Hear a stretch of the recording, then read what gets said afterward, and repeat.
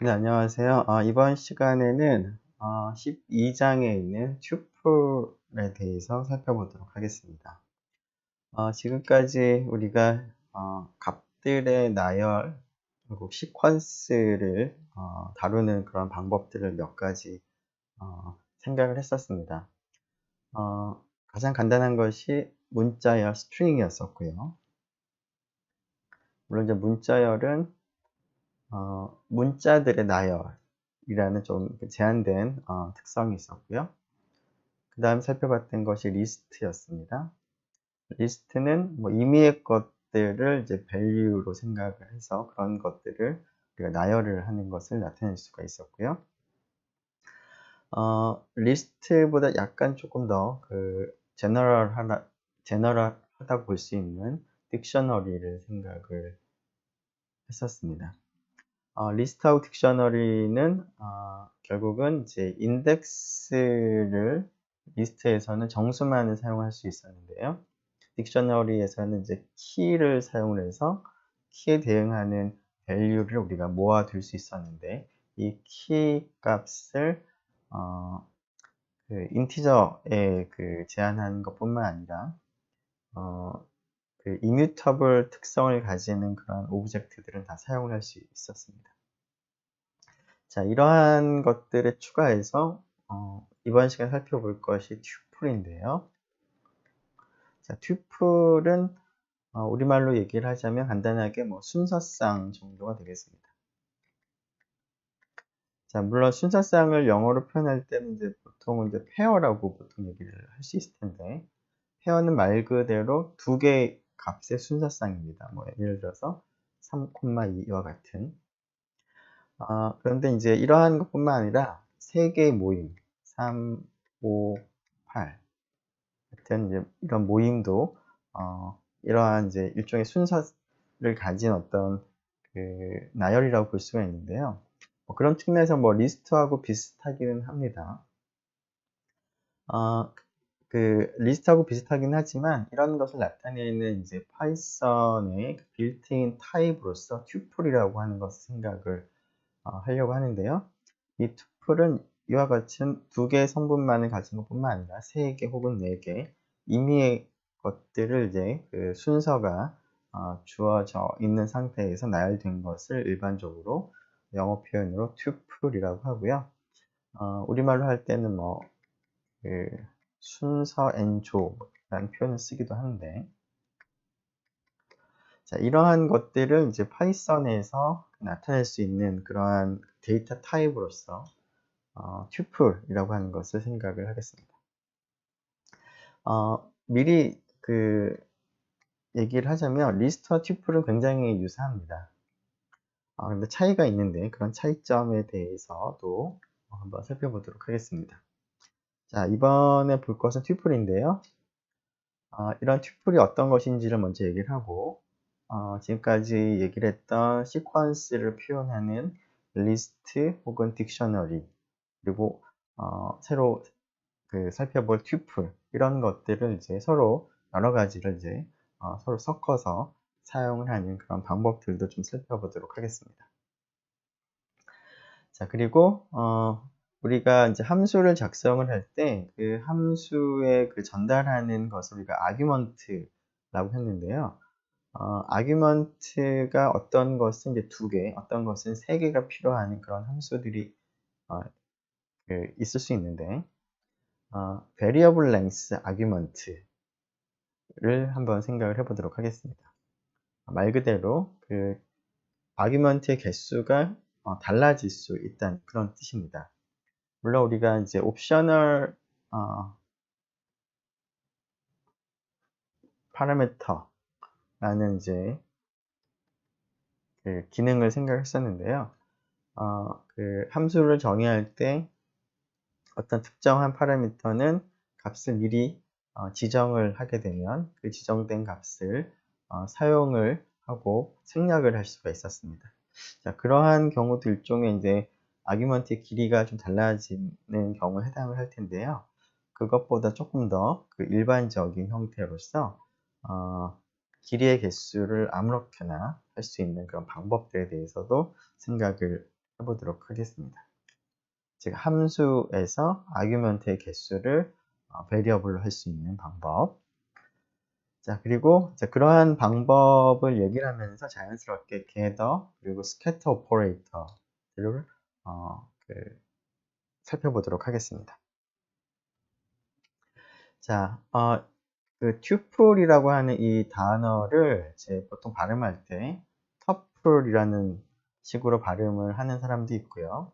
tuple이라고 발음하는 사람들도 있는데 보통 그 컴퓨터 언어 파이썬에서는 이것을 파란색으로 쓰여진 tuple이라는 형태로 발음을 하도록 하겠습니다.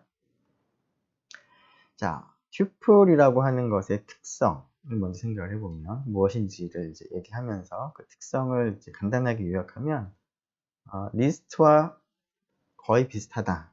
단 하나의 차이점이 리스트는 뮤터블인데 tuple은 immutable이다. 라는 것을 이제 얘기하도록 하겠습니다. 그래서 여기 있는 이 문장을 여러분들이 잘 기억을 하면 좋겠습니다. tuple은 immutable이다. 그거 말고는 리스트와 거의 유사하다. 즉, tuple은 시퀀스입니다. 어떤 값들을 나열을 하는 것을 나타낼 수 있습니다. 자, 이때 리스트와 마찬가지로 이때 value들은 임의의 타입이 가능합니다. 리스트와 동일하죠? 자, 그리고 이 리스트, 이 튜플의 이제 그 성분들, 원소들을 우리가 접근을 할 때 인덱스를 사용을 하는데요. 물론 이때 인덱스는 정수 값들만 사용을 할 수가 있습니다. 즉, 이러한 점들만 보면 리스트와 동일합니다. 여기까지는. 자, 그래서 이러한 점에서는 튜플이나 리스트나 굉장히 유사합니다. 자, 한 가지 유일한 차이가 리스트는 뮤터블이었습니다. 즉, 리스트를 처음에 하나 생성을 하고 그 값을 우리가 수정을 할 수가 있었는데요. 튜플은 이뮤터블입니다. 스트링도 이뮤터블이었습니다. 자, 이게 이뮤터블이라는 특성 때문에 딕셔너리를 우리가 사용을 할 때 딕셔너리는 이제 키와 value의 페어로 이렇게 되어 있는 것인데 이때 키로 사용할 수 있는 것은 거의 대부분 것을 사용할 수 있지만 딕셔너리에서 내부적으로 해시 값을 계산을 해서 해시 테이블을 이용을 하기 때문에 키를 키로 사용할 수 있는 것은 해시 값을 계산할 수 있는 그리고 그 값이 중간에 바뀌지 않는 그러한 특성이 있는 형태여야 합니다. 그래서 리스트는 키로 사용을 할 수가 없었습니다. 자, 리스트를 키로 사용을 할 수 없지만 어떤 값들을 우리가 쭉 나열한 형태를 키로 사용을 하고자 하는 경우들도 있을 텐데요. 그럴 때 사용할 수 있는 것이 튜플이 되겠습니다. 물론 이 경우 말고도 물론 튜플의 활용도는 있겠지만 리스트하고의 큰 차이점 때문에 키로 튜플을 사용을 할 수가 있다는 것이 가장 핵심적인 내용이라고 볼 수가 있겠습니다. 네, 이러한 튜플을 그러면 특성은 얘기를 했으니까 실제로 우리가 사용하는 방법을 살펴보도록 하겠습니다. 튜플은 앞에서 2, 3, 3, 5, 6과 같이 컴마를 잘 쓰면 이렇게 되는 건데요. 컴마를 써서 우리가 나타냅니다. 물론 리스트도 그렇긴 하죠. 자, 그런데 그 튜플을 입력을 할 때는 리스트에서는 앞뒤에 이런 스퀘어 브래킷이 있는 경우에 이것을 리스트로 우리가 입력을 하는 표현으로 생각을 했었는데 튜플은 컴마만 사용을 하면 됩니다. 즉 다음과 같이 입력을 할 수가 있습니다. 자, 오른쪽을 보면 문자 열 5개가 있고요. 그 사이사이가 컴마로 구분이 되어 있습니다. 그리고 앞뒤에 어떤 뭐 스퀘어 브래킷을 쓴 것이 아니죠. 그냥 비어있는 상태입니다. 이렇게만 쓰면 이것이 자체가 튜플로 해석을 합니다. 성분이 5개인 튜플입니다. 자, 그것을 만들어서 T에 할당하는 어사인먼트가 되겠습니다. 자, 이렇게 튜플을 입력을 했을 때 T가 어떤 모양인지 이제 나중에 한번 출력을 한번 해볼 텐데요. 그 결과를 보면 리스트에서는 이제 우리가 입력할 때도 스퀘어 브래킷을 썼는데 리스트가 할당이 된 상태에서 그 변수를 우리가 출력을 해보면 이런 스퀘어 브래킷이 있는 것을 볼 수가 있었는데요. 튜플을 입력을 하고 나서 튜플이 어떻게 입력이 잘 됐는지를 확인을 해보면 컴마가 이제 물론 나와 있을 거고요. 그리고 보통 이제 괄호가 앞뒤에 붙어 있습니다. 자, 그래서 이러한 괄호, 둥근 괄호입니다. 둥근 괄호로 보통 표시가 되는데 튜플을 입력을 할 때는 이제 이와 같이 좀 전에 한 것처럼 그냥 컴마를 통해서 그러니까 분리만 하면 됩니다. 그런데 물론 이 괄호는 우리가 연산의 순서를 이제 우리가 좀 바꾸고 싶을 때 그런 용도로 사용을 하는 것이라서 이 경우에도 괄호를 쓸 수 있습니다. 이렇게 괄호를 쓸 수 있습니다. 하지만 괄호를 쓰지 않아도 된다는 겁니다. 괄호는 그냥 예전처럼 연산의 순서를 좀 구분하기 위한 용도인 것이지 튜플을 입력을 하기 위한 어떤 방법은 아니라는 겁니다. 그래서 이와 같이 입력을 할 수도 있고요. 물론 앞뒤에 둥근 괄호를 쓰는 것은 전혀 뭐 다른 경우에도 문제가 될 게 아니기 때문에 이렇게 써도 튜플을 입력할 수는 있습니다.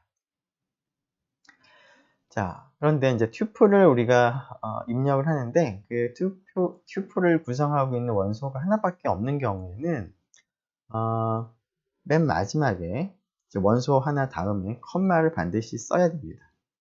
다음과 같이. 지금은 앞에서 괄호가 있어도 되고 없어도 된다고 했기 때문에 이제 괄호를 안 쓴 거고요. 자, 하나를 입력을 하는데 튜플 형태로 입력을 하고 싶다면 마지막 하나의 원소만 갖는다고 하더라도 컴마가 반드시 있어야 됩니다. 자, 이렇게 T1을 할당을 하고 타입을 보면 튜플이라고 나오는데요. 컴마를 이제 우리가 생략을 하게 된다면 예를 들어서 T1은 A 이런 식으로 입력을 할 수가 있겠죠. 이렇게 입력을 하던 거는 지금까지 우리가 항상 하던 형태였는데 이것은 이제 그냥 이거 자체가 하나의 문자열인 것이지 이거 자체가 지금까지는 뭐 튜플이라는 것이 처음 등장했으니까 이것이 튜플을 의미하진 않습니다. 자, 뭐 그렇다고 해서 괄호를 하면 되느냐? 이것도 여전히 튜플은 아닙니다. 앞에서도 얘기한 것처럼 튜플을 입력할 때 괄호를 쓰는 것이 아니라 튜플을 입력할 때는 컴마를 사용해서 분리를 하는 것이고 그냥 괄호는 써도 되고 안 써도 되는 것이기 때문에 이렇게 쓴다고 해서 이 녀석이 튜플이 되진 않습니다. 확인해 보면 자, 이 녀석을 괄호를 앞뒤에 쓴다고 하더라도 T2가 튜플이 아닙니다. 앞에서는 튜플이었지만 자, 그래서 괄호를 쓴다면 괄호를 써도 되고 안 써도 되는 거니까 반드시 이렇게 해야지만 튜플로 입력이 되는 것입니다. 자, 우리가 직접 타이핑을 해서 튜플을 입력하고 할당하는 방법을 얘기를 했는데요. 리스트에서도 우리가 리스트를 생성을 할 때 스퀘어 브래킷을 사용을 할 수도 있지만 리스트라는 함수를 사용을 해도 된다고 했었는데요. 그것과 유사하게 튜플을 만들 때도 튜플이라는 이름의 함수를 우리가 사용을 해서도 튜플을 만들 수가 있습니다. 자, 리스트에 아무것도 집어넣지 않으면 아규먼트로 이 결과가 아무것도 원소를 포함하지 않는 빈 empty 리스트가 만들어졌었는데요. 그것과 마찬가지로 튜플이라고 하는 것도 함수인데, 함수 이름인데, 이렇게 아무것도 전달하지 않으면 빈 그러한 empty 튜플이 만들어집니다. 자, 물론 리스트에서 여기에 어떤 값들을 이제 넣었다면 그 값들을 이제 원소로 하는 리스트를 만들어 준 것처럼 튜플에서도 여기에 아규먼트에 무언가를 전달한다면 전달된 값을 원소로 해서 튜플을 만든 다음에 그것을 리턴을 하게 됩니다. 일단 empty 튜플을 만드는 한 가지 방법을 보면 튜플이라고 하는 함수를 아무것도 전달하지 않은 상태에서 호출을 하게 되면 그 결과를 우리가 확인해 보면 이렇게 되어 있습니다. 여기에 괄호라고 표현이 되어 있긴 하지만 이것의 타입을 확인해 보면 이것은 튜플이라는 것을 여러분들이 확인을 할 수 있습니다. 자, empty 그 아규먼트를 이제 전달하는 경우에는 empty 튜플이 나왔는데요. 자, 이 아규먼트, 즉 튜플이라는 함수를 호출할 때 아규먼트에 어떤 시퀀스를 전달한다면 그 시퀀스의 원소들을 성분으로 하는 튜플을 반환을 합니다. 즉 스트링이나 리스트나 뭐 또 다른 튜플일 수 있겠죠. 그런 것들을 전달하게 되면 그런 것들, 뭐 튜플일 때는 별 의미가 없을 수 있겠지만 스트링이나 리스트인 경우에는 이 녀석을 튜플로 바꾸어서 그 결과를 리턴을 하는데요. 이 튜플은 이 녀석이 가지고 있는 원소들을 성분으로 하는 그런 튜플이 됩니다. 자, 구체적으로 한번 생각을 해보죠. 자, 다음과 같은 문자열을 생각해 보면 문자열은 문자들의 나열입니다. 자, 그래서 이런 문자들 하나하나들을 성분으로, 문자 하나하나들을 성분으로 하는 튜플을 전달을 합니다. 리턴을 합니다. 그래서 확인해 보면 t를 다음과 같이 글자 하나하나가 각각의 성분이 되는 그런 튜플이라는 것을 볼 수가 있습니다. 지금 보는 것처럼 튜플을 나타낼 때는 그 괄호를 써서 표현하기는 합니다. 자, 리스트하고 튜플은 굉장히 유사하다. 차이점이 있다면 튜플은 immutable이지만 리스트는 mutable이다 라는 차이 말고는 거의 대부분 비슷한데요. 그러한 이제 관점에서 생각을 해보면 리스트에서 사용할 수 있는 여러 가지 연산자들은 여전히 튜플에서도 사용을 할 수가 있습니다. 어떤 연산자들이 있었냐면 브래킷 오퍼레이터가 있었습니다. 예를 들어 t는 1, 2, 3 라고 한 다음에 어떤 원소를 우리가 접근을 할 때 인덱스를 사용해서 접근을 할 수가 있었는데요. 물론 인덱스 2에 해당하는 원소는 지금 이 경우에는 3이 되겠습니다. 자, 이러한 형태로 즉 스퀘어 브래킷을 쓰고 가운데 인티저 값을 가지는 인덱스를 사용을 해서 리스트의 원소를 접근할 수 있었던 것과 동일하게 튜플에서도 튜플을 구성하고 있는 원소를 접근할 때도 동일한 방법을 사용할 수 있습니다. 즉 다음과 같이 5개의 문자로 이루어진 튜플을 어사인을 하고요. 이 녀석을 접근하고 싶다 그러면 다음과 같이 인덱스 0을 쓰고 앞뒤로 스퀘어 브래킷을 사용을 하면 됩니다. 자, 그런데 이 녀석은 튜플은 큰 차이가 immutable이기 때문에 이 값을 읽어올 수는 있지만 이 값을 뭐 변경할 수는 없습니다.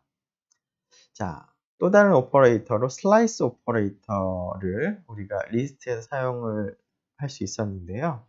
리스트에서 슬라이스를 사용을 해서 어떤 하나의 원소만 우리가 선택하는 것이 아니라 여러 개의 원소를, 즉 어떤 값들의 범위를 우리가 선택을 이제 할 수 있었는데 그러한 방법을 튜플에서도 그대로 사용할 수 있습니다. 자, 조금 전에 이러한 튜플에 대해서 다음과 같이 스퀘어 브래킷 안에 인덱스 하나만 쓰는 것이 아니라 슬라이스 형태로, 즉 정수 콜론 정수 형태로 우리가 사용을 할 수가 있는데, 자, 인덱스 1이 여기죠. 인덱스 3이 여기입니다. 그런데 슬라이스를 이제 쓸 때는 처음 인덱스는 포함하지만 두 번째 인덱스는 포함하지 않는 거니까 결국 B하고 C로 구성된 것을 의미하겠습니다. 자, 근데 T 자체가 튜플이었기 때문에 스퀘어 브래킷이 아니라 이렇게 튜플 형태로 입력을 했기 때문에 슬라이스로 선택한 결과도 튜플이라는 것을 볼 수가 있습니다. 자, 앞에서 우리가 슬라이스를 얘기를 할 때 리스트에서 기존의 그 리스트로부터 그 원소들을 생각해서 새로운 리스트를 만든다라는 표현을 했는데요. 튜플도 마찬가지입니다. 기존의 기존의 튜플에서 이 두 개의 성분만을 이제 그대로 가지고 와서 새로운 튜플을 생성을 하는 그런 방법이 바로, 그런 표현이 슬라이스 오퍼레이터가 의미하는 그런 표현 방법이 되겠습니다. 자, 조금 전에 우리가 그 튜플은 이뮤터블이기 때문에 어떤 인덱스를 통해서 값은 읽어올 수 있지만 이러한 방식으로 변경은 못한다고 했는데요. 자, 변경을 하려고 한다면 에러가 발생을 할 것 같습니다. 즉, 여기 있는 글자만 대문자로 바꾸고 싶어서 다음과 같이 입력을 했는데, 이렇게 되면 다음과 같이 어사인먼트를 지원하지 않는다라는 에러가 발생을 하는데요. 자, 이것은 마치 이런 것과 같습니다. 자, A, B, C라는 문자열에 대해서 각각의 문자를 접근은 이제 우리가 동일하게 인덱스, 스퀘어 브래킷을 사용해서 각각의 문자를 접근을 할 수 있었는데요. 자, 읽어오는 것은 가능하지만 이 값을 A로 변경하는 것은 에러가 발생했고 불가능했습니다. 그것과 동일하게 지금 여기서도 튜플인 경우에도 모디파이를 못한다 라는 것을 여러분들이 기억을 하면 되겠습니다. 문자열 스트링도 이뮤터블이었죠. 자, 이러한 특징 때문에 딕셔너리를 사용할 때 키로 스트링을 사용할 수 있었던 것과 동일하게 튜플도 딕셔너리의 키로 사용을 할 수가 있습니다. 네. 그런데 이제 지난번에 문자열에 대해서도 얘기했지만, 예를 들어서 hello라고 하는 문자열이 있는데, 할당을 했는데, 앞에 있는 h를 대문자로 바꾸고 싶다라고 할 때, 이런 식으로 할당하는 것은 불가능했었는데요. 그렇다고 해서 small h hello로부터 대문자 h hello로 만드는 것이 전혀 불가능하진 않았는데, 어떻게 했었냐면 h라는 대문자를 생각하고 이 주어진 문자열에서 새로운 문자열을 만들어낸 다음에 그로부터 결합을 하는 방식을 생각했습니다. 이렇게 슬라이스를 이용한다면 이 문자열에서 가장 앞에 있는 것을 제외한 나머지 것으로부터 하나의 문자열을 새로 생성을 하고 이 두 문자열을 더합니다. 더하면 또 그 자체로 하나의 새로운 문자열이 생성이 되는데, 그것을 이런 식으로 기존의 같은 변수 이름 s에 할당을 하게 되면 대문자로 바뀐 그런 효과가 있었는데요. 그것과 동일하게 튜플에 대해서도 이뮤터블이기 때문에 이미 만들어진 튜플의 내용을 바꾸는 것은 불가능하지만 내가 원하는 바뀌어진 내용을 가지고 새로운 튜플을 만드는 것은 가능하겠습니다. 그래서 앞에서 가장 앞에 있는 제 t가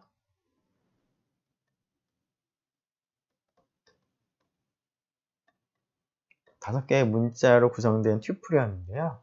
자, 이 녀석만 대문자로 바꾸고 싶다라고 할 때 문자열에서 했던 것과 비슷한 방식, 즉 슬라이스를 사용해서 첫 번째 문자, 첫 번째 원소를 제외한 나머지 것들로 구성된 튜플을 만들고, 그리고 내가 원하는 문자 하나만, 여기서 대문자이죠.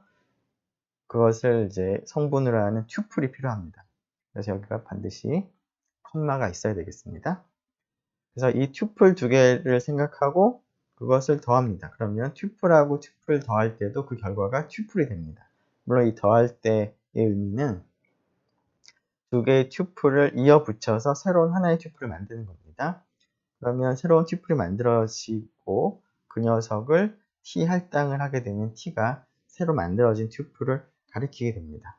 자, 지금 이러한 상황을 그 스테이트 다이어그램으로 이제 표현하자면, 처음에 그 앞에서 t가 이렇게 튜플 할당이 되었을 때는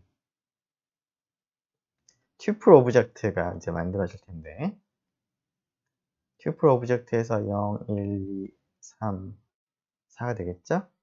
자, A, B 이런 식입니다. 자, 그러고 나서 이러한 슬라이스 사용을 하게 되면 여기 있는 그 값을 사용해서 새로운 튜플을 만듭니다. 0, 1, 2, 3이 되겠죠? B, C, D 이렇게 되겠죠? A, B, C, D, E까지 있었겠네요. 네. 자, 그리고 나서 이제 앞에도 새로운 또 튜플이죠? 튜플 오브젝트가 이제 만들어진 건데요. 여기에는 이제 원소가 하나인 튜플입니다. 자, 그것을 더하는 거니까 이 튜플 오브젝트, 이 튜플 오브젝트로부터 또 새로운 튜플 오브젝트를 또 만듭니다.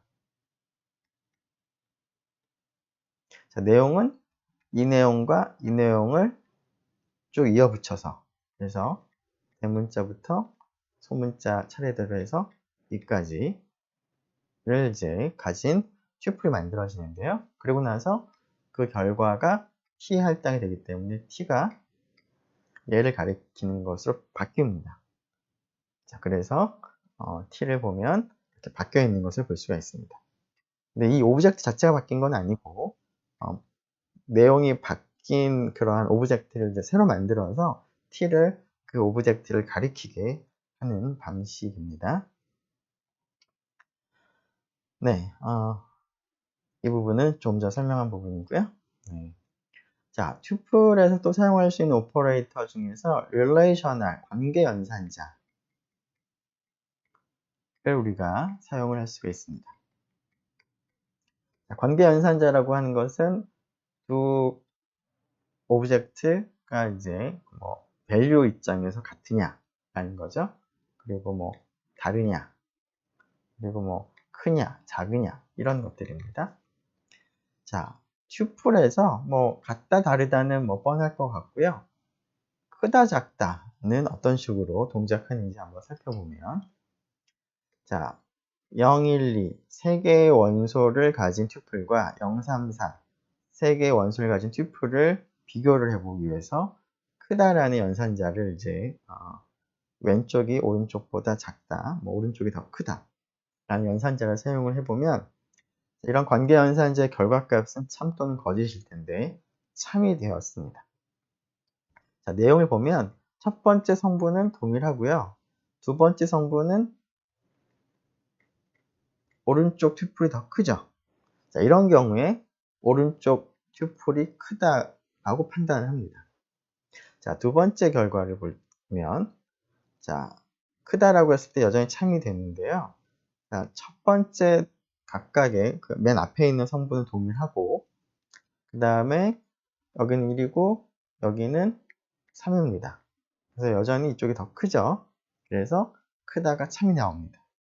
자, 설사 여기가 2, 여기가 4여서 이쪽이 더 큰데요. 그것이 바뀐다고 하더라도, 이쪽이 굉장히 크다고 하더라도 앞에 있는 원소부터 하나씩 하나씩 비교를 해 가면서 앞에 있는 원소에서 크게 결정이 되면 뒤에 있는 원소는 더 이상 살펴보지 않기 때문에 이쪽이 굉장히 4보다 크다고 하더라도 튜플 입장에서는 오른쪽이 크다라고 판단을 합니다. 마치 사전 순서라고 생각을 해볼 수가 있겠죠.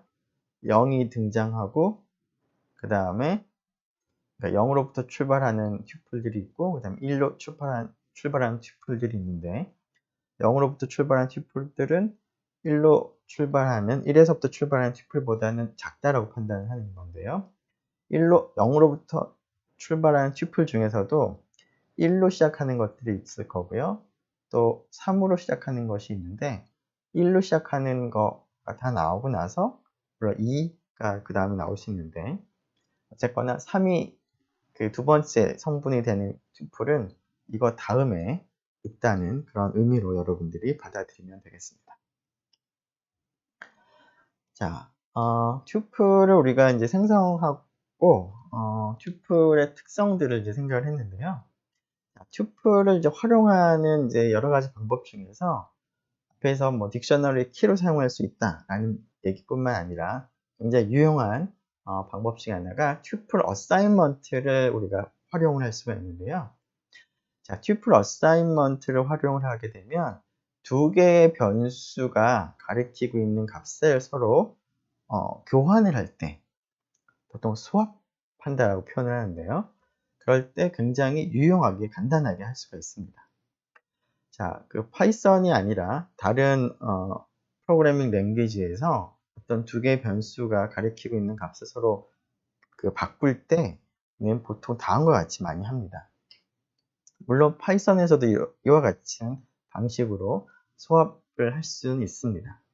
어떻게 하냐면 예를 들어서 A가 3이고 B가 5라고 처음에 이제 할당이 되어 있는 상태에서 A 값이 5가 되게 하고 B 값이 3이 되게 하고자 한다면 지금 이제 스테이트 다이어그램을 그리면 3을 가리키고 있고 5를 가리키고 있는데요. 자, 이 상태에서 서로 이제 그 상대방 것을 가리키게 하려면 뭐 A는 B라고 할당을 이제 하게 되면 곤란한 것이 그러면 이렇게 하게 되면 A가 3을 가리키고 있던 것이 5를 가리키게 됩니다. 자, 그러고 나서 B equal A라고 하면 좋을 것 같지만 이렇게 하면 곤란하겠습니다.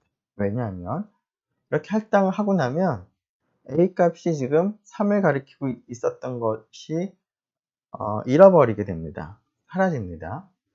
자, 지금 이 상태에서는 A도 5고 B도 5기 때문에 B의 그 A가 가리키는 값을 할당을 한다고 해서 바뀌는 것이 아닙니다. 자, 물론 뭐 B를 먼저 할당을 한다고 해서도 문제가 해결이 되는 건 아니죠.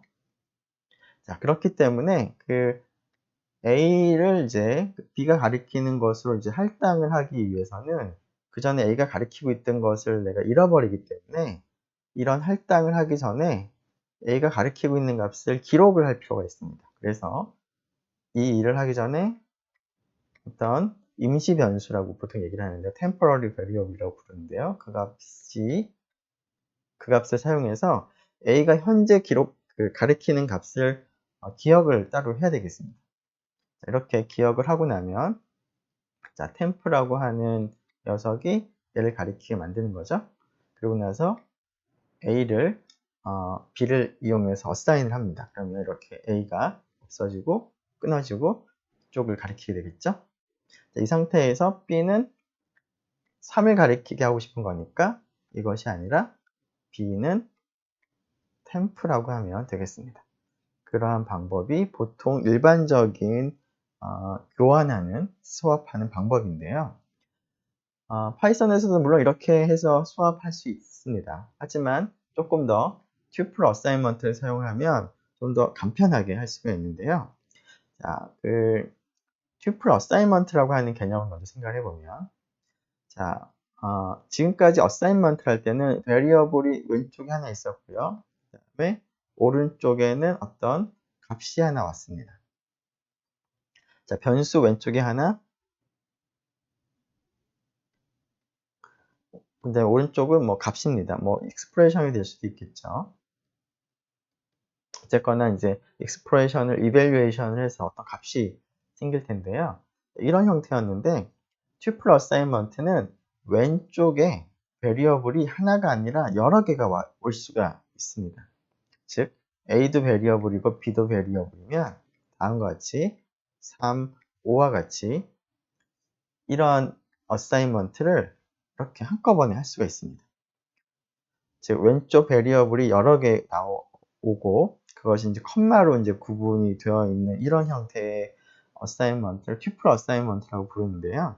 그 이유는 자 오른쪽도 튜플에 해당하는 거죠. 그리고 왼쪽도 보면 정확하게 뭐 튜플은 아니겠지만 결국 뭐 이 변수에 해당하는 값을 이용을 해서 일종의 튜플처럼 생각을 할 수가 있습니다.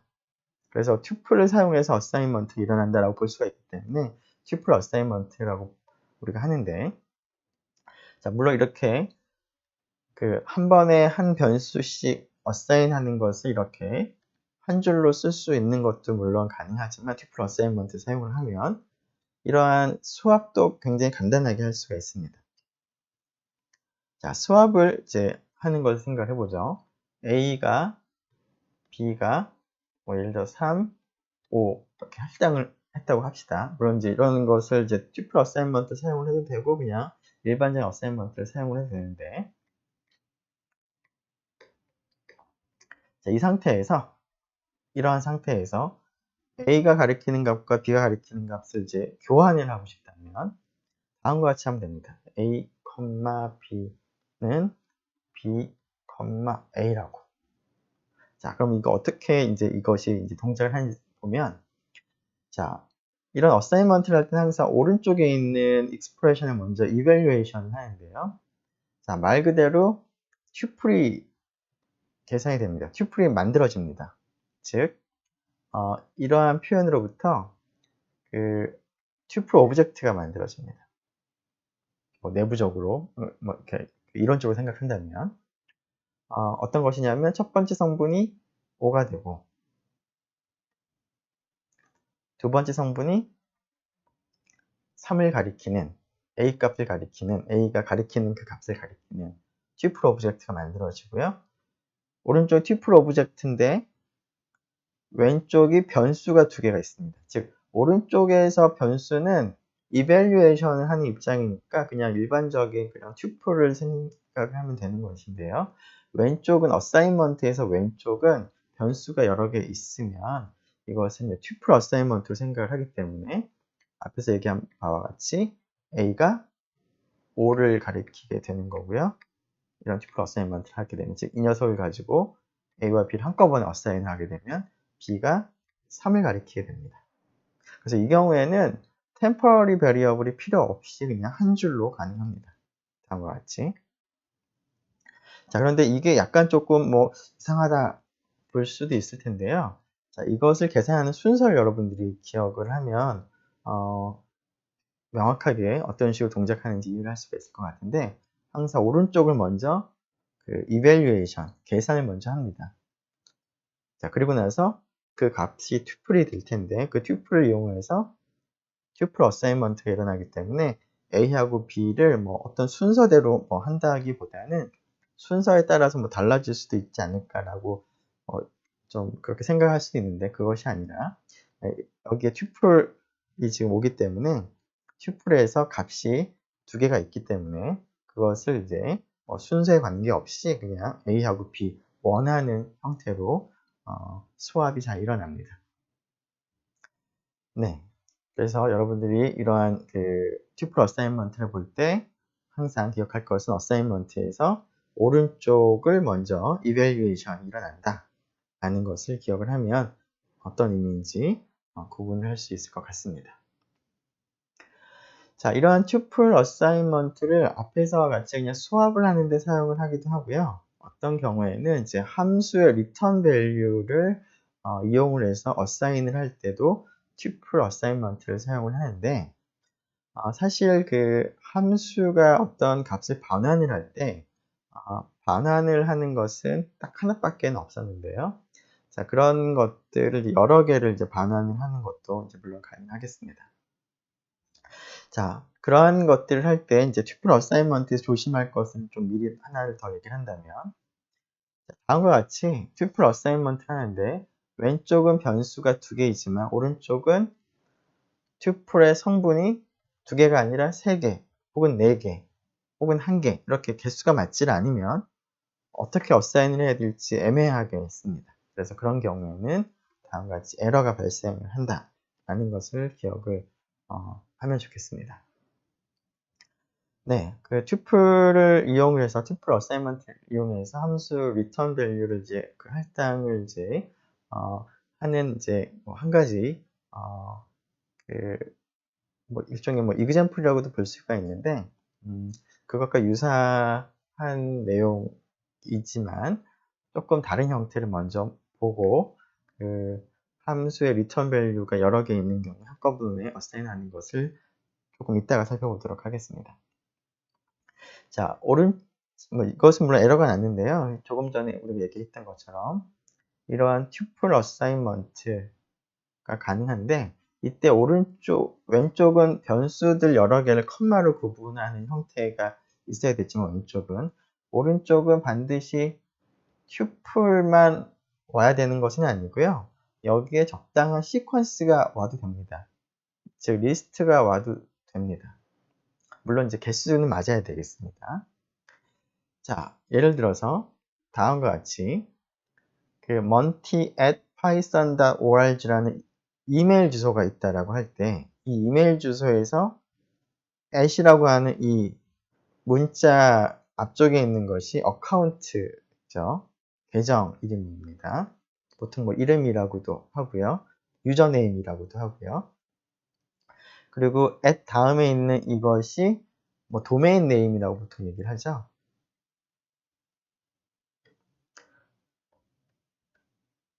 그래서 python.org라고 하는 어떤 그 도메인 내부에 여러 사용자가 있는데 monty라는 이름의 사용자를 나타내는 그러한 표현이 될 텐데요. 이때 이 at이라고 하는 그 문자 앞에 있는 monty와 at 다음에 있는 python.org를 이제 분리를 하고 싶습니다. 분리를 해서 monty는 유저네임에 할당을 하고요. python.org는 도메인에 할당을 하고 싶습니다. 물론 이렇게 하기 위해서는 일단 이 at을 기준으로 해서 이 문자열 어드레스를 이제 나눠야 되는 게 필요할 텐데요. 나누는 방법은 앞에서 우리가 한번 사용한 적이 있었던 split이라고 하는 스트링의 문자열의 메소드를 사용을 하면 이 문자를 기준으로 해서 분리가 되죠. 자, 이렇게 address.split을 사용하게 되면 지금 이 경우에는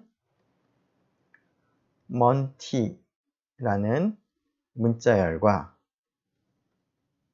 python.org라는 문자열 두 개를 성분으로 하는 리스트가 만들어집니다. 자, 그런데 이 리스트에 대해서 이걸 갖다가 예를 들어서 이렇게 할 수 있죠. 지금까지 했던 방법 그냥 써보면 그 s라고 그냥 이름을 붙이도록 하고요. address.split at 라고 한 다음에 유저네임은 s의 인덱스 0, 그 다음에 도메인 이름은 s의 인덱스 1 이렇게 할당을 이제 할 수 있는데 이렇게 하려면 2번 할당을 해야 되니까 번거롭죠. 자, 이런 것을 간단하게 할 수 있는 것이 s는 똑같이 하되 유저네임, 도메인 라고 쓰고 여기 s를 그냥 쓰면 됩니다. 근데 s 자체가 2개의 원소를 가진 리스트가 되는데 이쪽이 튜플이 아니라 리스트이긴 하지만 성분이 2개가 되기 때문에 튜플 어사인먼트가 그대로 동작을 합니다. 자, 이렇게 뭐 할 수도 있고요. 아니면 처음부터 지금 이것처럼 이 녀석을 s 할당을 하는 것도 생략하고 아예 처음부터 이렇게 할 수도 있겠습니다. 그렇게 되면 이제 마치 이제 오른쪽이 스플릿이라고 하는 물론 메소드지만 일종의 뭐 함수처럼 생각을 하게 되면 아무튼 그것에 이제 리턴 밸류가 있겠죠. 그 리턴 밸류가 어떤 리스트가 될 텐데 그 리스트를 이용을 해서 왼쪽에 있는 유저네임과 도메인이라는 두 개의 변수를 한꺼번에 할당하는 그런 형태를 이제 사용을 할 수가 있습니다. 그런데 이러한 형태는 우리가 이제 이미 기존에 만들어진 이런 메소드나 함수에 대해서뿐만 아니라 여러분들이 이제 새로 만드는 함수에 대해서도 뭐 당연히 이러한 방식을 이제 취할 수가 있습니다. 자, 우선 그 앞에서 이러한 tuple 어사인먼트를 사용하게 되면 우리가 의도한 대로 어사인이 잘 됐는지를 확인하기 위해서 유저네임과 도메인을 확인해 보면 각각이 잘 할당이 된 것을 볼 수가 있습니다.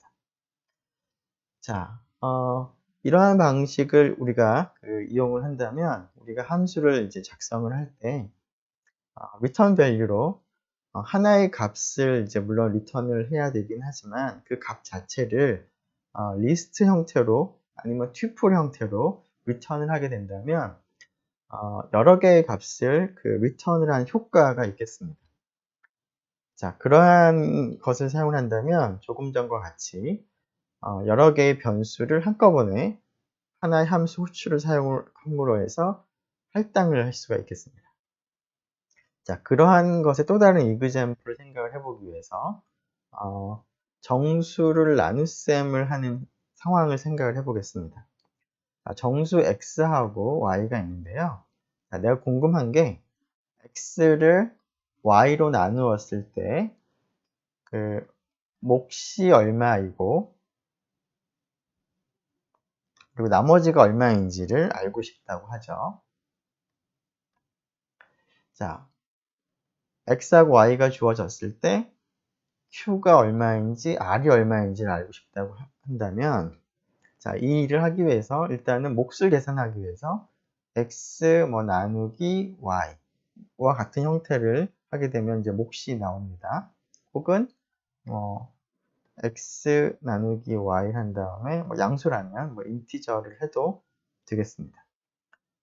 자, 그리고 이제 나머지는 뭐 이미 알고 있습니다. 이렇게 모듈로 연산자를 쓰면 됩니다. 자, 그런데 뭐 이 경우나 이 경우는 어차피 나눗셈이 일어나는 것인데요.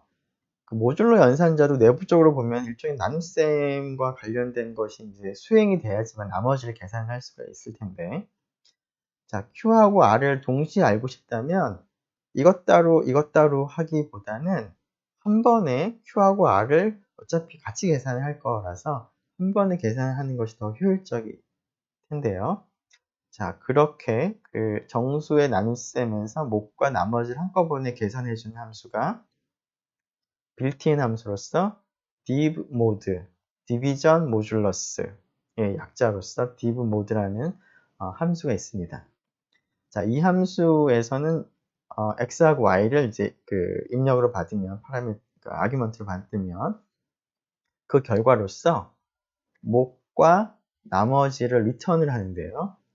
함수는 뭐 일단은 형식적으로 보면은 하나의 값만 리턴을 할 수가 있기 때문에 q하고 r을 두 개를 뭐 따로 리턴을 할 수는 없지만 q하고 r의 튜플을 생각을 해서 튜플을 그냥 하나로 생각한다면 튜플 자체를 리턴을 함으로 해서 하나를 리턴을 하지만 뭐 효과는 두 개를 리턴하는 셈이 됩니다. 자, 그러한 일을 하는 것이 div 모드인데요. 이 div 모드를 사용을 해서 이러한 튜플 혹은 리스트를 리턴을 하는 그런 함수에 대해서는 조금 전에 본 것처럼 튜플 어사인먼트를 사용하게 되면 변수를 한꺼번에 두 개를 할당을 할 수가 있고, 그러면 마치 두 개의 값을 리턴을 해서 각각 변수에 할당을 하는 것과 같은 효과를 내는 것을 간단하게 사용을 할 수가 있습니다. 자, 물론 처음에는 우리가 테스트해보는 코드는 그 div 모드가 어떤 일을 하는지를 확인해 보기 위해서 다음과 같이 그 return value를 t에 그냥 할당을 했는데요. 그럼 당연히 t는 보는 것처럼 몫과 나머지로 구성된 튜플이라는 것을 볼 수가 있는데, 튜플 어사인먼트를 사용해 보면 내가 quotient, 즉 몫, 그 다음에 remainder, 나머지를 이제 할당을 한꺼번에 하고 싶다면, 물론 이 녀석이 하나를 이렇게 리턴을 하는 것이긴 하지만 그 하나 자체가 두 개의 값을 성분으로 하는 튜플이기 때문에 튜플 어사인먼트에서 오른쪽에 우리가 이 결과를 사용할 수가 있습니다. 그래서 이러한 방식으로 우리가 튜플 어사인먼트 사용을 하게 되면 quotient라는 이름의 변수와 remainder라는 이름의 변수를 한꺼번에 할당이 가능합니다. 그러면 굉장히 간편하게 할당이 된 것을 볼 수가 있고요. 그리고 이것을 통해서 마치 이 함수가 quotient, 그리고 목과 remainder, 나머지를 return을 이제 별도로 하는 것처럼 우리가 사용을 이제 할 수가 있다라는 그런 장점이 있겠습니다. 자, 이러한 또 다른 example을 한번 생각을 해보기 위해서 지금은 이제 이미 만들어진 빌트인 함수인데요. 자, 이러한 식으로 이제 우리가 함수를 작성을 하는 한 가지 예를 살펴보면, 자, minmax라는 이름의 함수를 우리가 정의를 다음과 같이 하겠습니다. 자, 조금 전처럼 두 개의 값을 이제 튜플로 리턴을 하는 것이 필요할 텐데요.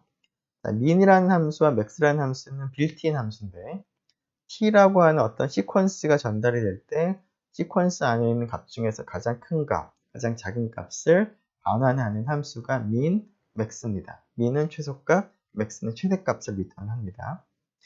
두 함수를 호출해서 그 결과값을 컴마로 이제 구분했기 때문에 이거 자체가 하나의 튜플이 되겠죠? 그래서 리턴은 튜플이 리턴이 됩니다. 그래서 정확하게는 이제 튜플 하나가 이제 리턴이 되는 거이긴 하지만 튜플을 구성하는 두 개의 그 값이 있기 때문에 결국 두 개를 리턴을 하는 셈이 되겠습니다. 자, 이렇게 두 개를 리턴을 하게 되면 튜플 어사인먼트를 사용을 해서 미니멈과 맥시멈을 한꺼번에 어사인을 할 수가 있겠습니다.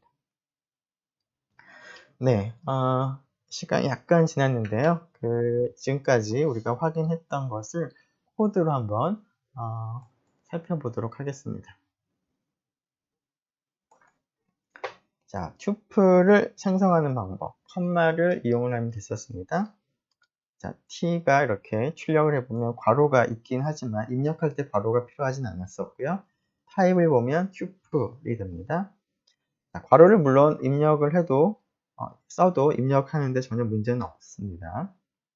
자, 하나의 원소를 가진 튜플을 입력할 때는 마지막에 컴마를 반드시 써야 하고요.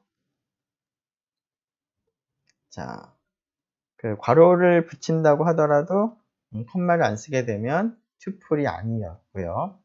자, 컴마를 반드시 써야지만 괄호를 쓰든 안 쓰든 튜플이 됩니다. 자, 그리고 튜플이라고 하는 함수를 이용을 하는데 아규먼트를 아무것도 전달하지 않으면 empty 튜플이 만들어지는데요. empty 튜플을 직접 하는 방법은 지금 이 코드에서처럼 아무것도 쓰지 않고 컴마만 씁니다. 자, 그러면 empty 튜플이 만들어질 것 같기도 한데 그것은 이제 에러가 생깁니다. 자, 그래서 empty 튜플을 만드는 것은 이제 이런 방법밖에 없을 것 같습니다. 자, 리스트에서 empty 리스트는 이제 리스트라는 함수를 사용을 해도 되고 그냥 스퀘어 브레이크만 써도 되는데 지금 얘는 그 empty 튜플을 만들 수는 없습니다. 네, 그리고 여기에다 아규먼트를 전달하게 되면 그것이 적당한 시퀀스일 때 그 값들을 원소로 하는 튜플로 바꿔서 리턴을 하는 것을 볼 수가 있죠. 자, 첫 번째 리스트, 두 번째 문자열이었는데 전부 다 튜플로 바꿨습니다.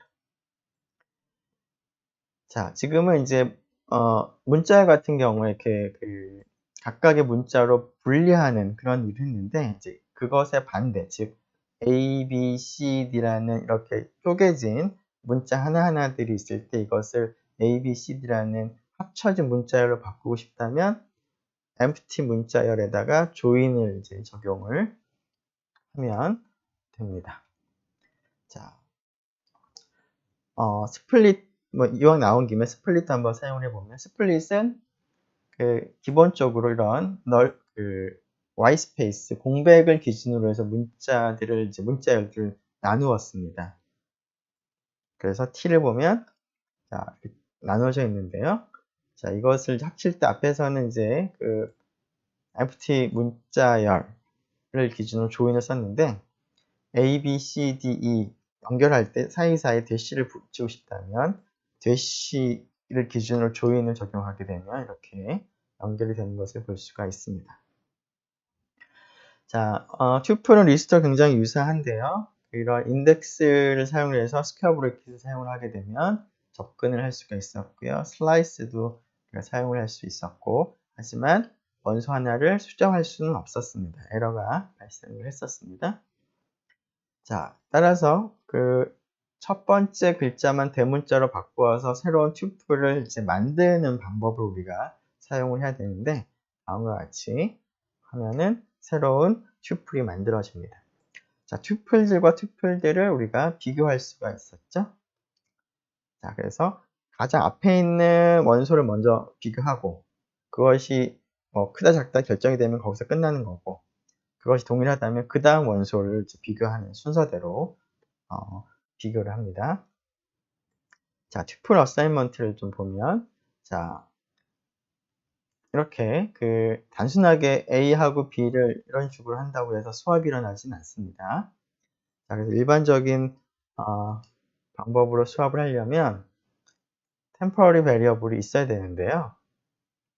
자, 이 temporary variable을 쓰지 않고 우리가 할 수 있는 방법으로서 tuple assignment를 이제 얘기했었죠. 자, 이것은 값을 그냥 tuple assignment로 한꺼번에 어사인을 하는 것을 먼저 확인을 했고요. 자, 이것을 사용해서 수합하는 것도 물론 가능하겠습니다. 자, 이런 tuple assignment를 할 때 왼쪽과 오른쪽의 원소의 개수가 다르면 에러가 발생을 했었고요. 자, 이것을 사용을 하게 되면은 이러한 먼티와 python.org를 한꺼번에 어사인을 하는 것이 가능한데, 자, 그렇게 하기 위해서는 일단은 문자열에서 s를 기준으로 이제 분리를 하는 것이 필요하죠. 자, 그러면 이 스플릿이라고 하는 메소드는 성분이 두 개인 리스트를 이제 반환을 하는데, 그것을 이용해서 유저네임과 먼티를 한 번에 어사인을 할 수가 있습니다. 자, 스플릿과 같이 여러 개의 값을 이제 리턴을 이제 실제적으로 보면은 여러 개의 값을 리턴을 하되 리턴을 여러 개를 할 수는 없으니까 그걸 튜플로 만들어서 리턴을 이제 우리가 할 수 있는데요. 자, 그러한 대표적인 함수로서 divMode라는 걸 보면 목과 나머지를 원소로 하는 튜플로 리턴을 하는데, 이런 함수에 대해서는 튜플 어사인먼트를 사용하게 되면 마치 divMode가 목과 나머지를 이제 각각 리턴을 하는 것처럼, 그래서 한꺼번에 목과 나머지를 할당을 하는 형태로 우리가 코드를 작성을 조금 더 간편하게 할 수가 있습니다. 자, 미니멈 맥시멈을 이제 한꺼번에 리턴을 하는 함수 minmax를 이제 생각을 했는데요. 자, 그러면 어떠한 리스트에 대해서 미니멈과 맥시멈을 성분으로 하는 튜플이 리턴이 되는 것을 볼 수가 있는데, 자, 이때 튜플 어사인먼트를 사용을 하게 되면 그 값이 각각 할당이 된 것을 볼 수가 있습니다.